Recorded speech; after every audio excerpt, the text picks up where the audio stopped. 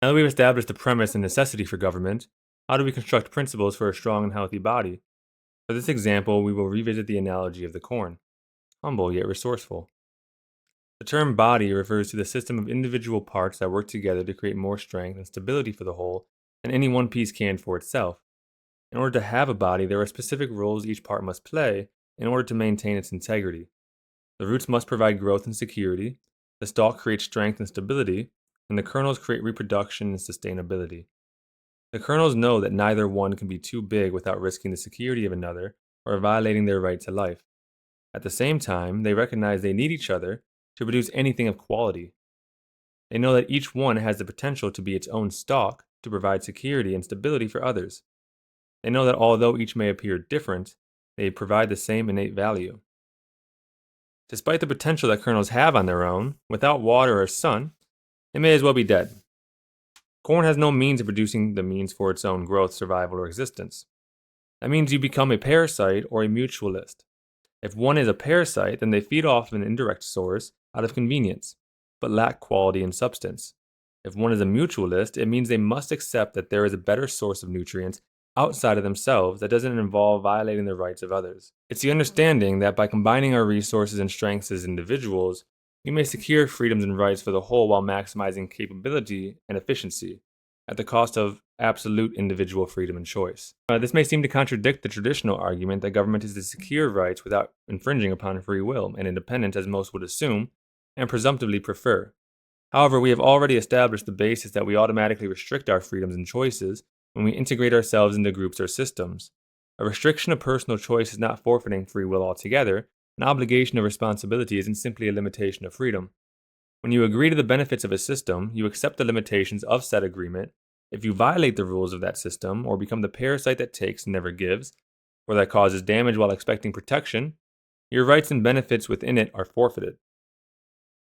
As mentioned with religions, you accept the restriction of free will within the framework because you accept that you, as a finite human within a limited window of eternity and limited understanding, may not know what's best. You accept that this framework may be more beneficial to base your actions and behaviors around because you accept that you, as an emotional creature, do not always make the wisest choices in the heat of the moment. Temptations start whispering. It requires a degree of humility. Oftentimes, a person will agree with the morals and principles of a religion, but not follow it. They think because of their own rational thought that if they can determine morality and the principles themselves, there's no need for a God. Yet I ask, how many times have you abandoned your own morals? And are you arrogant enough to believe that you, alone, were the first to think of them? That's the issue. When we think we, as individuals, can determine morality or are the original source of conception, there's no one to hold us accountable. We don't want to be held accountable. We want the freedom and benefits, but without the restrictions. We run from God because we hide from our own mirrors. When you enter into any form of relationship, you automatically accept that it requires some sacrifice on your end to keep both parties happy. When you work a job, you willingly restrict your personal choice to exercise absolute free will. You forfeited your right to control your schedule and daily life because the agreement provides you more security and personal power at the cost of personal freedom. If one could achieve the same power and independence of their own will, and theirs alone, they would maintain absolute freedom within their own security. The question then is, do you become a humble servant or a ruthless conqueror? Either way, I would suggest ensuring the people are happy in relation to their leader. Notice I didn't say master. Unless you wish to be a hermit and live off your own labor and production and means of acquiring and maintaining them, there's no escaping the social contract. Even Christ said, "So then, because you are lukewarm and neither cold nor hot, I will spit you out of my mouth." Meaning you cannot expect the benefits and protection of an agreement while exercising your own free will outside of it. Even the parasite knows to keep their victim alive for maximum benefit and longevity. So what's better? A well that never runs dry or an oasis in the desert? A wise man learns restriction. A well may never run dry, but self-indulgence leads to gluttony and corruption, while restriction, despite the circumstance, always creates opportunity for prosperity, even for the parasite. Restriction is then required in some form to guide proper behaviors and decisions on a personal and therefore societal level to optimize individual capability. When looking back to our own analogy of corn, for guidance to determine a healthy framework, we have 4 pillars we will discuss. They are listed in no particular order of importance because each one provides a vital aspect that another cannot compensate for. Its most basic level starts with determining what constitutes the body and how it interacts and develops relationships with foreign materials. The second pillar is nutrients and water a nation provides its people for growth and prosperity. The third is freedom deregulation to grow and expand. When things get too congested, operations become slow, inefficient, and lack quality.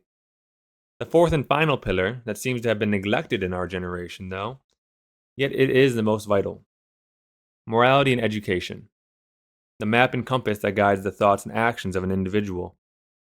They help determine the quality of the framework overall, establish the territory you operate within, and guide the decisions you make. You can feed the body and walk a mile, and it will suffice for a time. Without the education to properly diet and exercise, though, you'll just become what you eat while maintaining a minimum.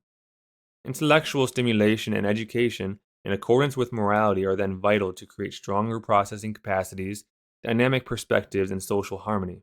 The officials in government should protect the people because the people allow them to exist. The people allow them to exist for overall security and independence and fulfill their own role by sacrificing absolute freedom for all within the agreement. When the officials find a way to sustain themselves without the people, and rather through private and corporate interests, the relationship is no longer mutual but parasitic. The people become a dispensable asset rather than the heart and will. So if a body is preferential to nobody and being part of a body means a degree of personal restriction or sacrifice with obligation, then it is objectively best to establish a working framework that all components can agree to and adhere to at the cost of some personal choice.